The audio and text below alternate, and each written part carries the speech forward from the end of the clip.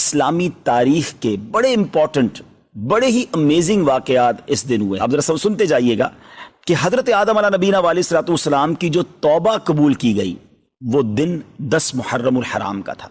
حضرت آدم کی جو پیدائش ہوئی دا برتھ ڈے آف سیدنا آدم علیہ الصلوۃ والسلام وہ بھی 10 محرم. اسی دن انہیں جنت میں بھی داخل کیا گیا. اسی دن عرش، کرسی، آسمان، زمین، سورج، چاند، ستارے اور جنت کو پیدا کیا گیا. آپ سوچئے کہ بیسکس آف دا ورلڈ جو ہیں وہ 10 محرم والے دن پیدا کیے گئے.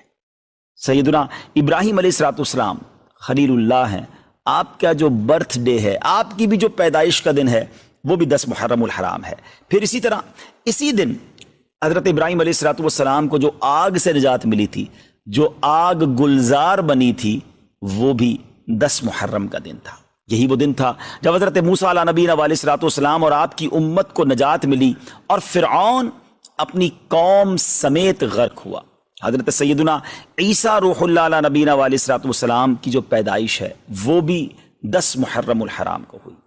جو حضرت عیسیٰ علیہ الصلوۃ والسلام کو آسمانوں پر اٹھایا گیا ناظرین، that was also the day of Ashura, وہ بھی دن 10 محرم الحرام کا تھا. حضرت نوح علیہ الصلوۃ والسلام کے زمانے کے طوفان کو کون نہیں جانتا، مگر اس طوفان سے جو فارغ ہونے کے بعد ان کی کشتی کوہ جودی پر ٹھہری تھی، وہ دن بھی 10 محرم الحرام کا تھا. حضرت سلیمان علیہ الصلوۃ والسلام کی بادشاہت پوری دنیا میں مشہور ہے، مگر جو یہ بادشاہت، یہ ملک عظیم آپ کو جو عطا کیا گیا، وہ دن بھی 10 محرم الحرام تھا. حضرت یونس علیہ الصلوۃ والسلام کا واقعہ، جو مچھلی کے پیٹ میں آپ گئے، کتنا مشکل وقت آپ نے گزارا، مگر جو مچھلی کے پیٹ سے نکلنے والا دن تھا، یعنی اس مصیبت سے نجات کا جو دن تھا، وہ دن بھی 10 محرم الحرام ہی کا تھا. حضرت یعقوب علیہ الصلوۃ والسلام کی بینائی کا جو ذوف دور ہوا، پرانی واقعہ ہے کہ آپ کی بینائی میں جو کمزوری تھی وہ جو دور ہوئی، وہ دن بھی 10 محرم الحرام کا تھا. حضرت یوسف علیہ الصلوۃ والسلام کی ہسٹری جنہوں نے پڑھی ہے انہیں معلوم ہے کہ آپ کو گہرے کنویں میں ڈال دیا گیا تھا، مگر اس گہرے کنویں سے جو نکالا گیا وہ دن بھی 10 محرم الحرام کا تھا. حضرت ایوب علیہ الصلوۃ والسلام کے صبر کو، آپ کی تکلیف کو، آپ کی بیماری کو آپ جانتے ہوں گے، آپ نے پڑھا ہوگا کہ ان کے ساتھ کتنی پرابلمز تھی، مگر اس تکلیف کو جو دور کیا گیا وہ دن بھی 10 محرم الحرام تھا. ناظرین، بارش دنیا میں جو سب سے پہلی نازل ہوئی وہ دن بھی 10 محرم الحرام کا تھا. یہ بھی یاد رہے کہ اس 10 محرم الحرام کا روزہ پچھلی امتوں میں مشہور تھا، اور یہاں تک کہا گیا کہ اس دن کا روزہ ماہ رمضان کے روزوں سے پہلے فرض تھا، پھر اسے منسوخ کر دیا گیا.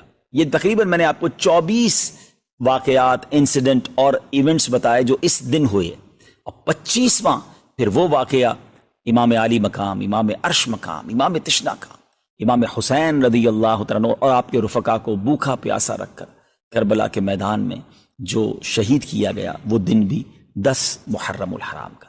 تو اس کا مطلب یہ ہوا کہ اب اسلامی تاریخ کا تاریخی ترین دن ہے، ہسٹوریکل دن ہے، اور اس دن بہت بڑے بڑے اسلامی واقعات ہوئے.